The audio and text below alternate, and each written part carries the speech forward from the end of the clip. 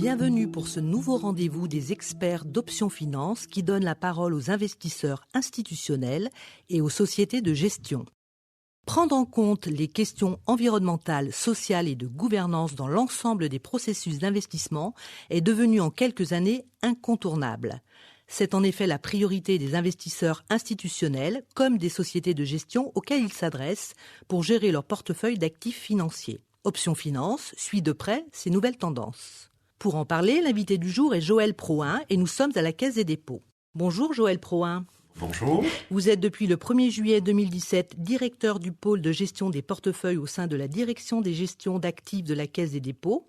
Vous êtes diplômé de l'ENSAE et titulaire d'un DEA Monnaie, Finance, Banque. Rappelons que la Caisse des dépôts que vous représentez est un investisseur institutionnel majeur en France. 173 milliards d'euros, c'est le montant du placement dont se charge la direction des gestions d'actifs constitué principalement de titres obligataires pour les 3/4 et d'actions pour près du quart restant. Ajoutons que la Caisse des dépôts détient aussi des investissements dans l'immobilier et les infrastructures.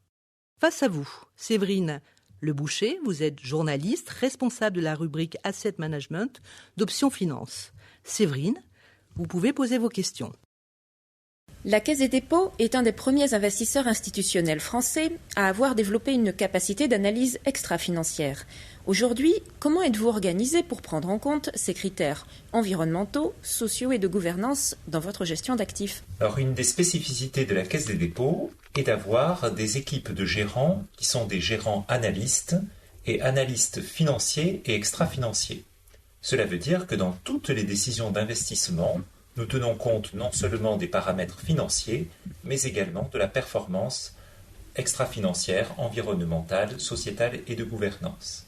Cela se traduit également par le fait que chaque gérant voit une partie de sa rémunération variable conditionnée par la performance extra-financière du portefeuille dont il a la charge. Au-delà de cette organisation, nous sommes épaulés par un service actionnariat et gouvernance qui en particulier examine les résolutions qui sont mises au vote des assemblées générales et également d'un service de politique durable qui définit à l'échelle de l'ensemble du groupe de la Caisse des dépôts, sur l'ensemble des classes d'actifs, les grandes lignes de la politique d'investissement responsable de la Caisse des dépôts. Si on regarde de manière plus particulière la question environnementale, de quelle manière diriez-vous que vous privilégiez des investissements compatibles avec la transition énergétique ? Les questions de transition énergétique sont au cœur de l'action de la Caisse des dépôts et donc au cœur de l'action de la direction des gestions d'actifs. Nous avons pris de nombreux engagements et la façon dont nous les mettons en œuvre est d'abord l'exclusion. Cette exclusion est limitée, elle concerne essentiellement le charbon parce que c'est l'actif et l'énergie fossile qui est la plus dommageable à la transition écologique et énergétique. Et donc, nous avons décidé d'exclure de nos investissements toute entreprise dont 10% ou plus du chiffre d'affaires serait lié au charbon thermique. Ce seuil était à 20%, nous l'avons abaissé récemment à 10%. Mais cela ne met de côté qu'une très faible part des investissements possibles. L'enjeu principal est comment faire bouger les 173 milliards dont nous sommes responsables dans un sens qui aille vers la transition écologique et énergétique. Il est possible de regarder en arrière et de mesurer l'empreinte carbone. De plus en plus, nous avons une approche plus prospective que rétrospective et nous essayons de voir dans quelle mesure nos portefeuilles peuvent se voir alignés avec une trajectoire compatible avec l'accord de Paris et en particulier un réchauffement limité à 1,5 degré. Nous avons pris en 2019 et nous prolongeons en 2020, bien entendu, 2 initiatives majeures. La première, c'est d'être signataire de la Net Zero Asset Owner Alliance. C'est un regroupement de maintenant une bonne vingtaine d'investisseurs mondiaux qui se sont engagés à ce que leur portefeuille d'actifs, toutes classes d'actifs confondues, soit net zéro en émissions de gaz à effet de serre en 2050. Comment allons-nous y arriver ? Nous sommes en train d'y travailler en mettant ensemble les énergies de tous ces grands investisseurs internationaux, européens, d'Amérique du Nord, d'autres parties du monde nous espérons dans le futur, et avec notre intelligence collective, nous essayons de trouver des éléments qui nous permettent d'aller dans ce sens. Autre élément, nous avons également lancé une consultation en France auprès du monde de l'asset management, que nous appelons les fonds ambition ou objectifs climat, qui visent à demander aux asset managers de nous construire 2 fonds actions et 1 fonds crédit qui soient compatibles avec l'accord de Paris. Les résultats de cette mise en concurrence devraient être connus dans les toutes prochaines semaines. Est-ce qu'il y a des enjeux méthodologiques autour de ces investissements compatibles avec la transition énergétique ?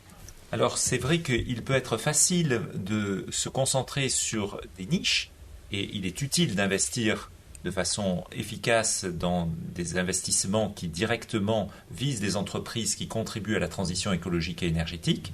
Et c'est pour cela que, par exemple, la Caisse des dépôts a investi significativement plus que le marché dans des green bonds en 2019.